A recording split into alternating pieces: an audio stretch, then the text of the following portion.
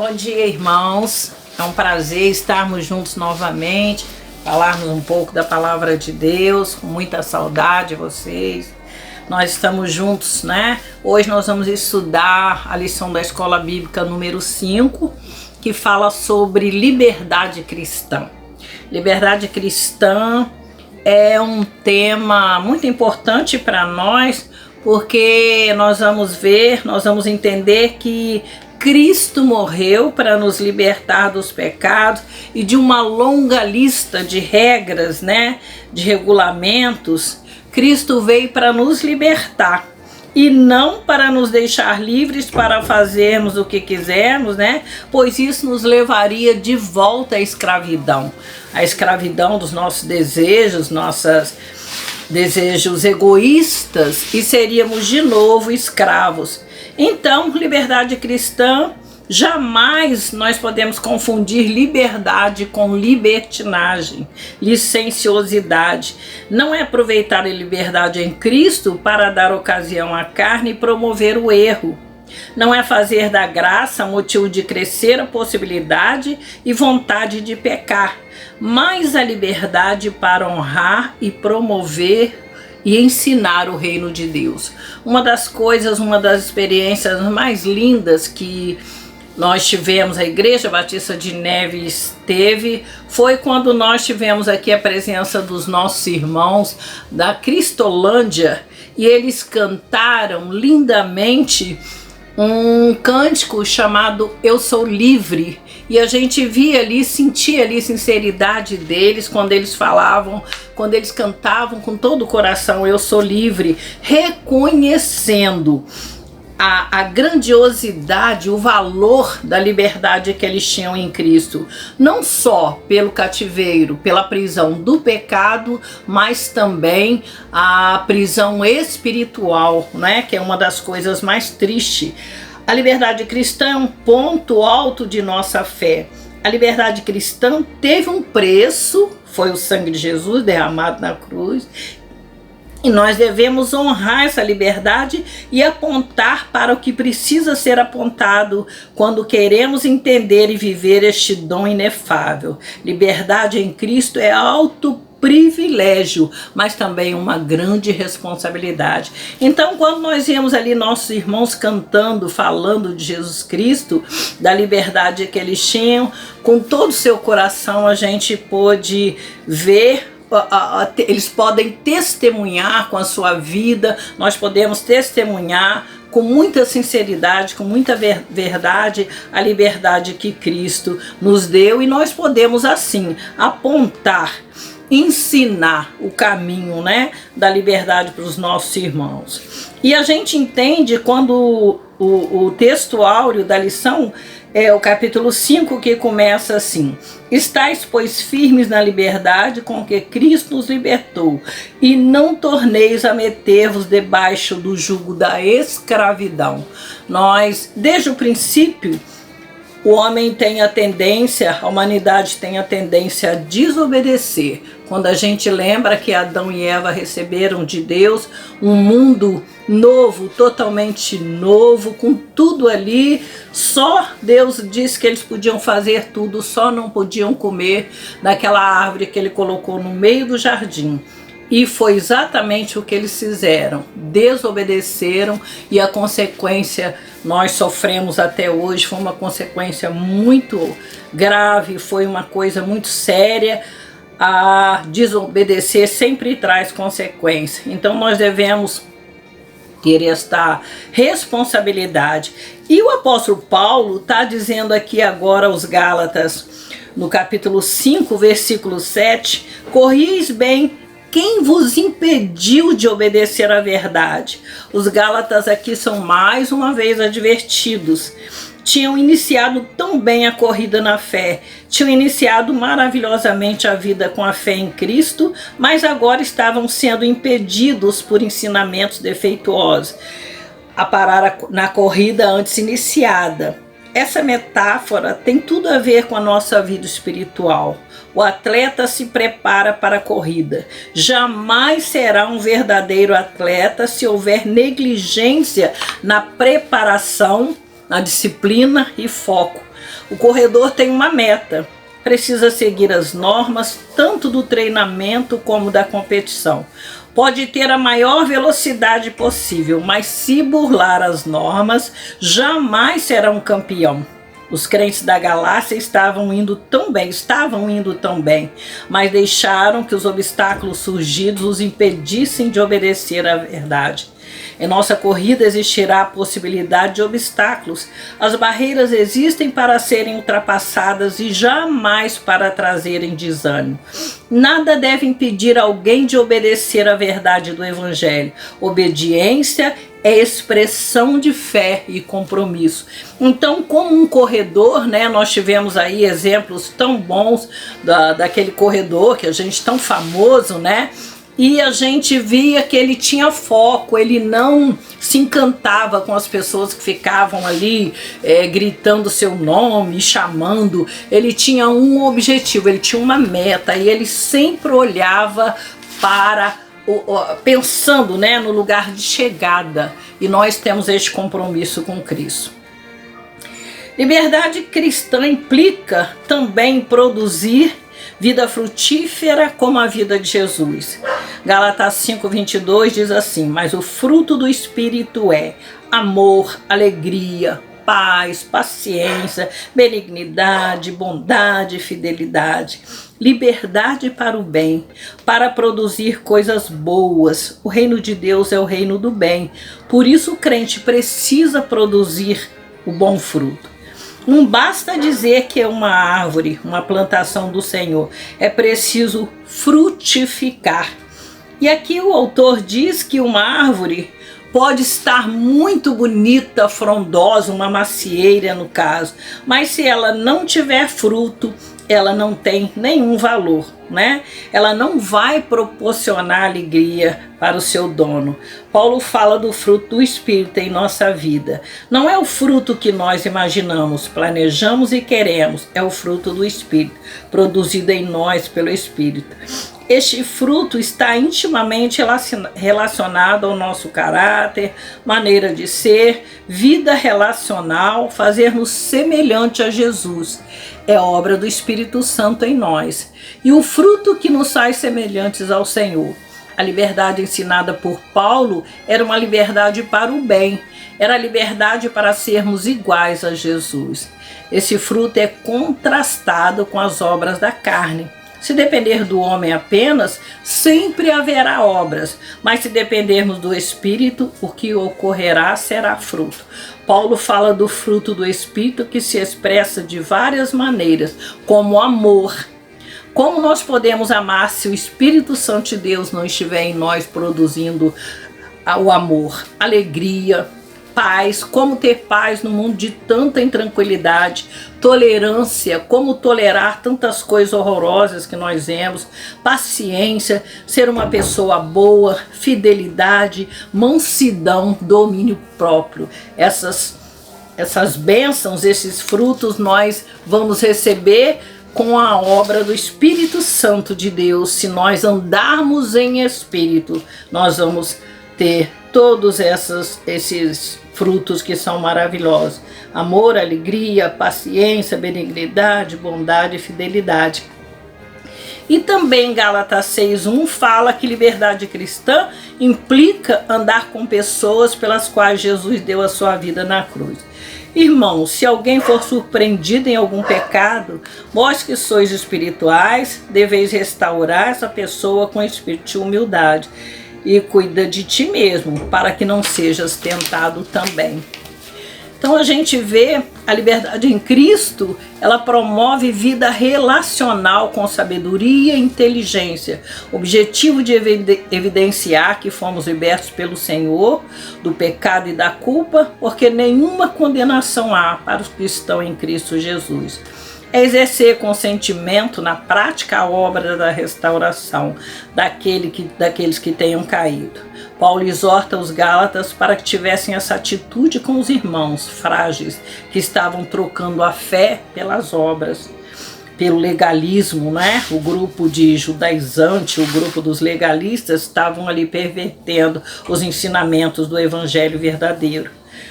Nossa experiência com Cristo de viver a liberdade deve nos conscientizar que não devemos fazer de ninguém uma presa nossa pelo jugo da culpa. Se alguém for encontrado debilitado, fraco, vivendo a amargura da ofensa, esse alguém precisa de suporte, de ajuda. Jamais ser confrontado com espírito de amargura, rancor, ressentimento, mas a mansidão deve fazer parte da nossa atitude de encaminhamento dessa pessoa para que haja transformação.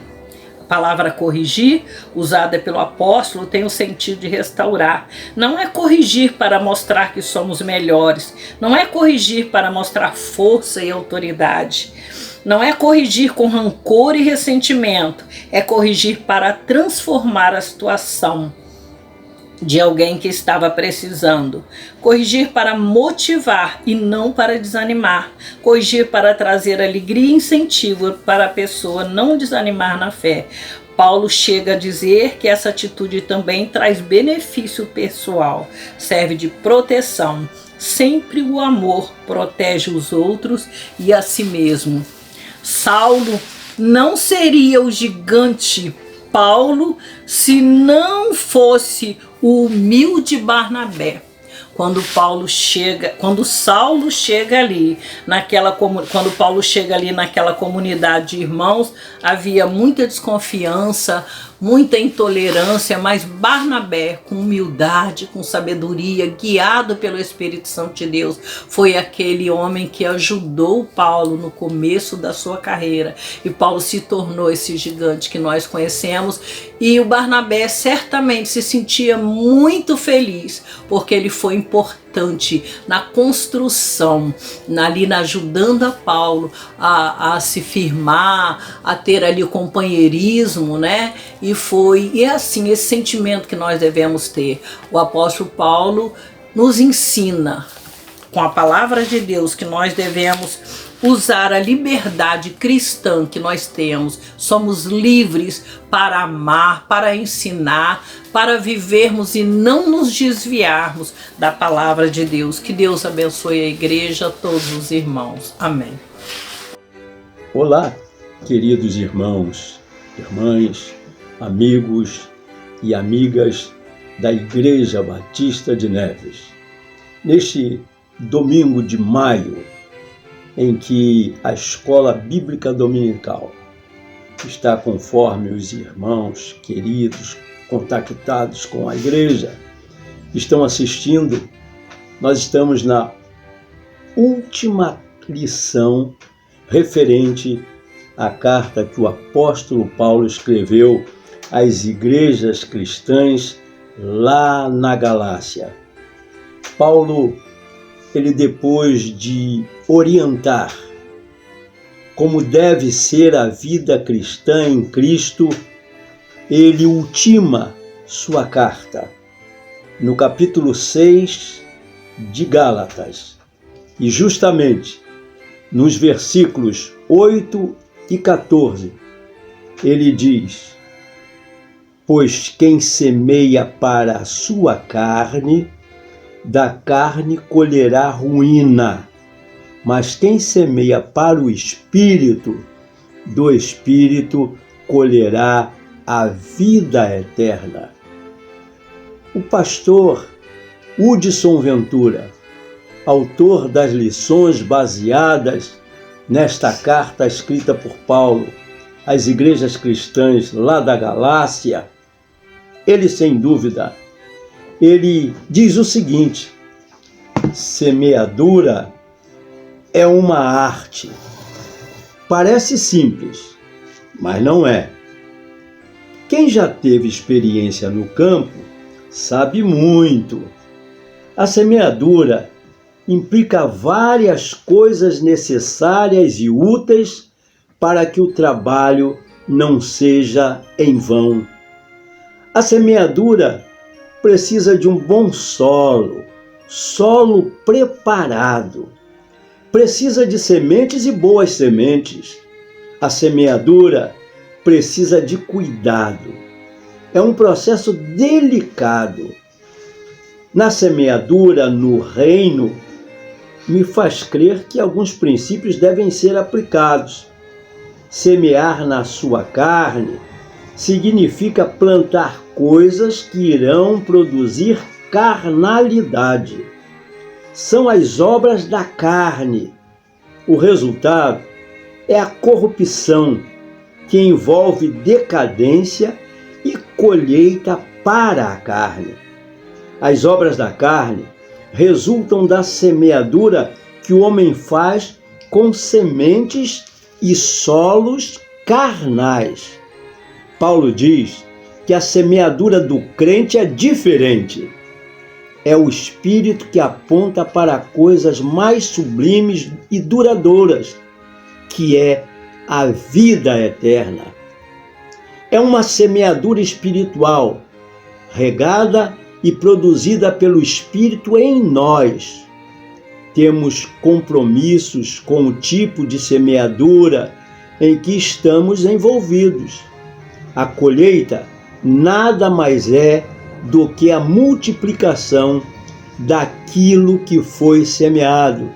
Por isso, liberdade cristã implica entendimento de que a nossa glória é a glória de Cristo. Agora, justamente no versículo 14 desse capítulo 6, Paulo diz para as igrejas cristãs: mas longe de mim orgulhar-me, a não ser na cruz de nosso Senhor Jesus Cristo, pela qual o mundo está crucificado para mim e eu para o mundo. Que tipo de liberdade buscamos, queremos e cultivamos? Não pode ser liberdade para promover a nossa glória. Vivemos um tempo em que a glória humana, pessoal e de ministérios tem sido o foco, diz o pastor Hudson. Vivemos em um tempo em que as palavras eleitas, desejadas e proclamadas têm sido fama, sucesso, celebridade, marketing pessoal e ministerial. Vivemos um tempo em que se passa mais tempo falando de gente, estruturas, do que em Jesus. Fomos resgatados da nossa vã maneira de viver, do nosso pecado, para vivenciarmos uma liberdade que traga o entendimento de que não é a nossa glória, é a glória de Jesus. Não é a minha evidência, é a evidência de Jesus. Não é o meu crescimento, é a honra de Jesus.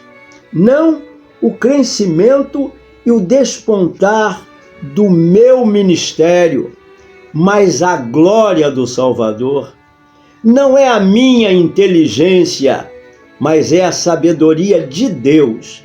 Não é a minha colheita, é a colheita da lavoura de Cristo. Vivemos tempos difíceis e confusos quanto a isto. Ninguém quer buscar glória na cruz.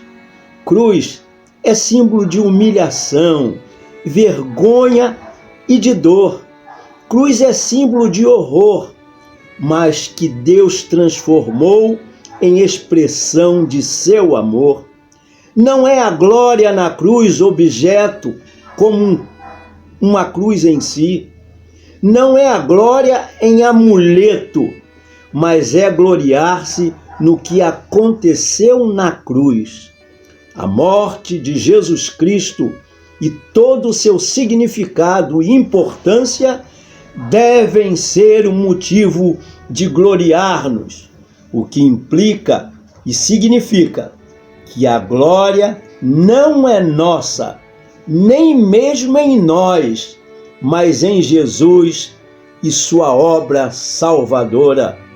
E em conclusão, o autor da lição, ele escreve o seguinte: liberdade é um bem precioso e inegociável. Liberdade que Paulo quis dizer sobre a imposição posta pela lei, como viver esta liberdade cristã. Aprenda a dizer não para as coisas que contrariam sua liberdade em Cristo Jesus. Aprenda, desenvolva atitudes que promovam o reino de Deus com fé e honradez.